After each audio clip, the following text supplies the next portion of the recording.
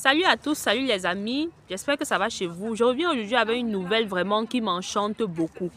Je ne sais pas si vous êtes au courant, mais le président du Ghana, Nana Addo Akufo, a finalement donné la possibilité à tous les 55 pays africains d'accéder au Ghana sans visa. Donc, j'ai appris la nouvelle il y a quelques jours.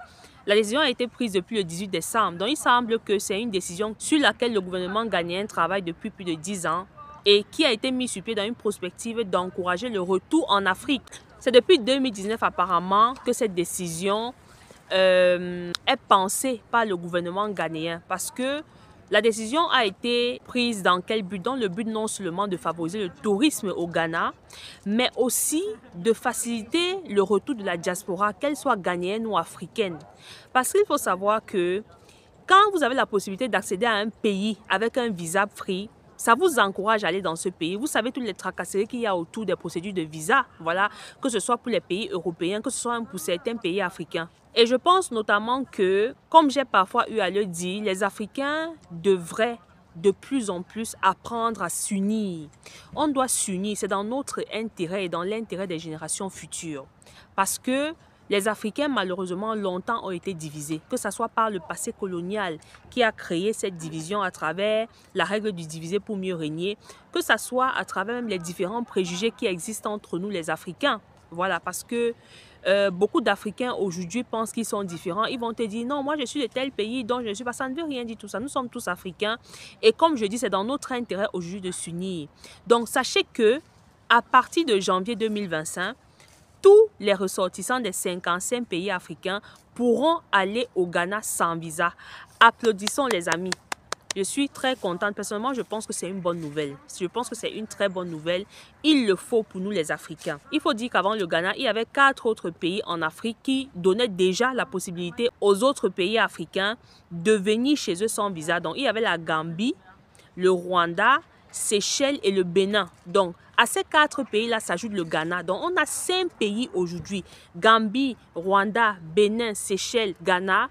Donc, si tu es africain, tu peux aller dans ces 5 pays sans visa. C'est important. Je pense que les Africains doivent tuer le complexe occidental dans leur cerveau. Apprenons à visiter nos pays voisins. Visitons l'Afrique, découvrons ce qui se cache en Afrique. On n'est plus dans l'ère où on rêvait de l'Europe. Non, si ce n'est pas l'Europe, si ce n'est pas les Amériques, je ne peux pas voyager. Non, il y a plein de personnes qui sont là-bas en Afrique. Ils rêvent chaque jour d'aller en Europe. Vous n'avez pas la possibilité d'avoir le visa. Pourquoi tu ne te lèves pas, tu peux au Ghana? Par exemple, pour voir, pour découvrir ce qu'il y a au Ghana.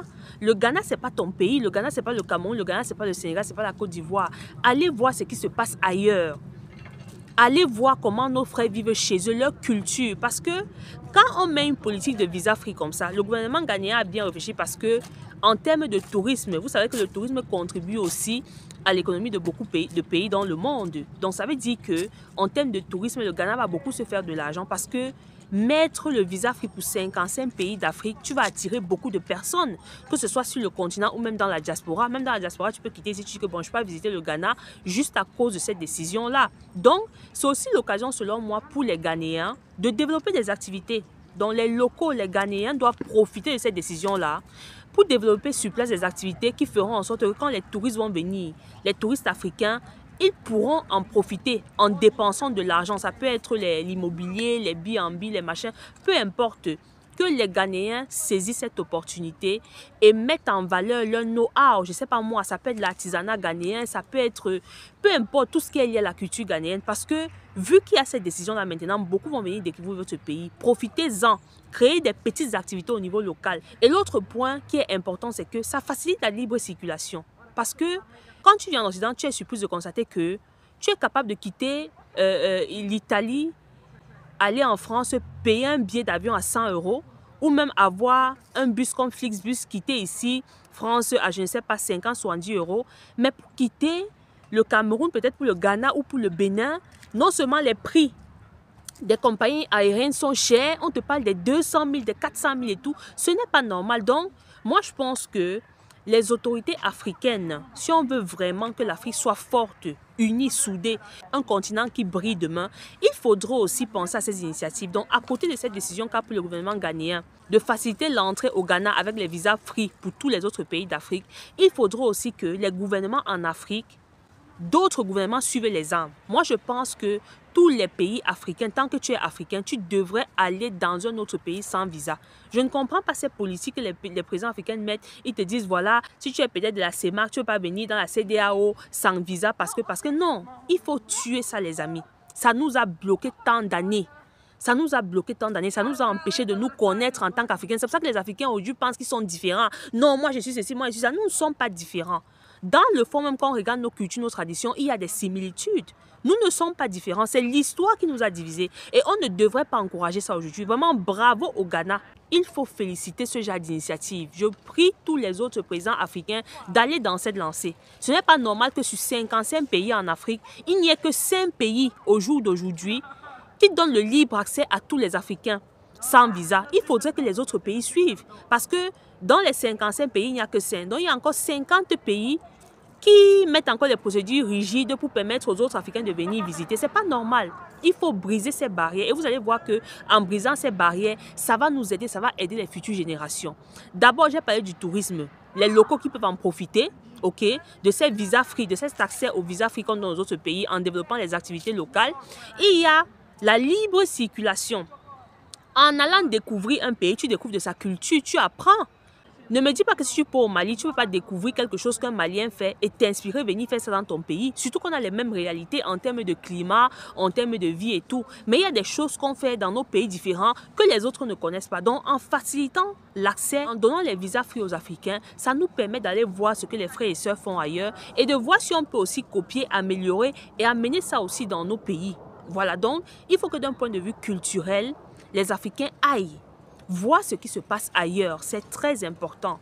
Et comme j'ai dit, le gouvernement ghanéen aussi s'est penché sur la question du retour parce que cette initiative est aussi en vue de faciliter le retour de la diaspora. Pas seulement de la diaspora ghanéenne, parce que je crois que le Ghana aussi fait partie des pays en Afrique qui sont très ouverts en termes d'accueil des autres Africains. Voilà, donc ça veut dire qu'aujourd'hui, si tu es un Africain qui vit dans la diaspora, si peut-être le Ghana t'intéresse en tant que pays du retour, dorénavant, tu sais que tu peux accéder au Ghana sans avoir à payer les frais de visa.